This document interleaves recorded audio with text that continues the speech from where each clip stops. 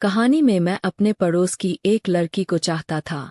उसे भी पता था पर उसकी शादी कहीं और हो गई। शादी के 3 साल बाद उसने मुझे मेरा प्यार दे दिया। नमस्कार मित्रों, कहानी की शुरुआत मैं अपने बचपन प्यार की कहानी के साथ करना चाहता हूँ। मेरे घर के बगल की रहने वाली एक लड़की का नाम रिंकू था। हम लोग का स्कूल एक होने के कारण हम लोग एक ही समय पर एक ही साथ घर से निकलते थे और साथ ही स्कूल जाते थे। धीरे धीरे मुझे उससे प्यार होने लगा, उसको भी मेरा साथ अच्छा लगने लगा। वह मुझसे 2 साल आगे थी।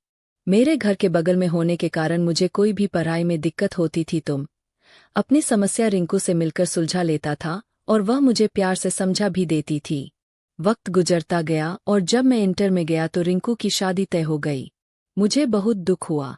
मैंने रिंकू से बात करना बंद कर दिया। एक दिन मैं छत पर बैठा था तो रिंकू मेरे पास आई और पूछने लगी, बात करना क्यों बंद कर दिया? तो मैंने कुछ नहीं बोला। मेरी बगल में बैठकर उसने कहा, अगर कोई समस्या है तो मुझसे बताओ। मैंने कहा, कोई समस्या नहीं है। सिर्फ उसके कंधे पर अपना सर रख दिया। उसने भी बड़े प्यार से मेरे सर को सहलाया और कहा, मुझे पता है कि तुम मुझसे प्यार करते हो और मैं भी तुमसे प्यार करती हूँ, लेकिन क्या करूँ? मैं तुमसे शादी नहीं कर सकती। तुम मुझसे छोटे हो तथा मेरे पड़ोस के रहने वाले हो, जिस कारण मेरा और तुम्हारा मिलन संभव नहीं है। हम दोनों के बीच में बहुत देर तक बात हुई। फिर उठकर वह चली गई। कुछ दिनों के बाद उसकी शादी हो गई। वह अपने पति के साथ रहने लगी। धीरे धीरे वक्त गुजरता गया और 3 साल बीत गए। इस बीच वह अपने मायके यानी मेरे पड़ोस में आती रहती थी। उसका एक छोटा सा बच्चा था जिसकी उम्र तब करीब 1.5 वर्ष रही होगी। एक दिन रात में अचानक उसके लड़के की तबीयत खराब हो गई। तो उसकी माँ मेरे घर आकर मेरे घर वालों से बताने लगी कि रिंकू की लड़के की तबीयत बहुत खराब है। उन्होंने मुझे कहा, तुम रिंकू के साथ अस्पताल चले जाओ। मैं अपनी बाइक लेकर रिंकू को लेकर अस्पताल चला गया।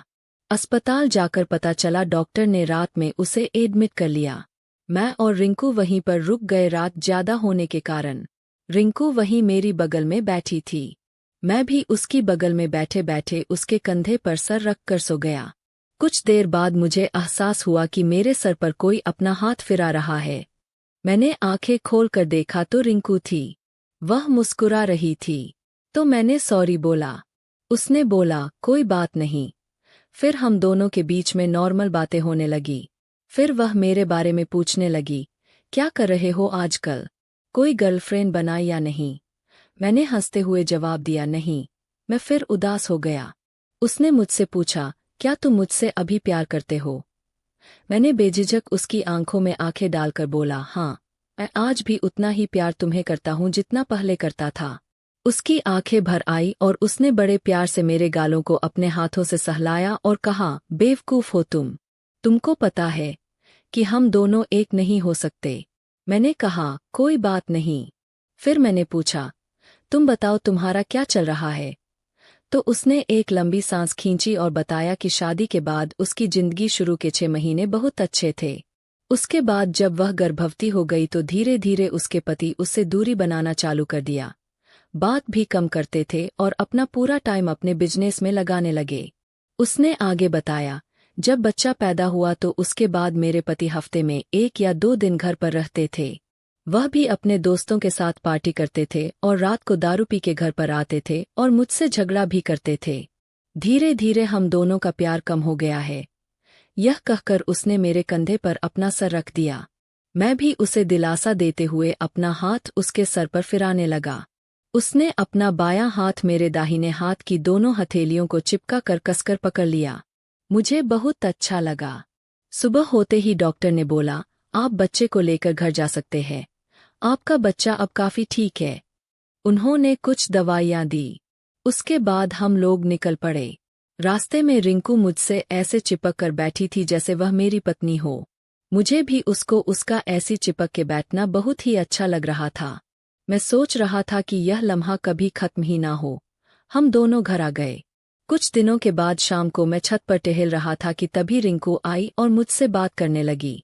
मेरे बगल में होने के कारण मेरा हाथ उसके हाथ को छूने लगा। फिर एक दूसरे की नजरों से नजर मिली। 2 मिनट किस होने के बाद हम दोनों अलग हुए।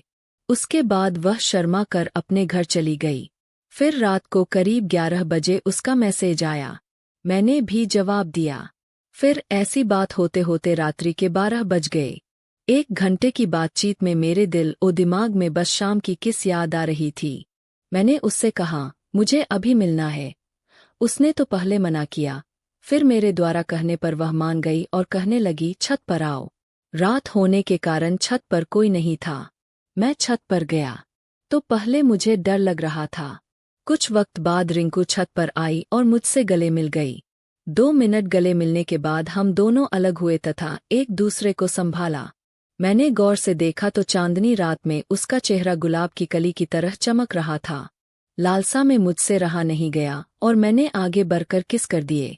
फिर एक दूसरे को किस करते करते मेरा हाथ उसके दोनों पर जा पहुंचा। उसके एक को मैं दबाने लगा और साथ में हम एक दूसरे को किस कर रहे थे।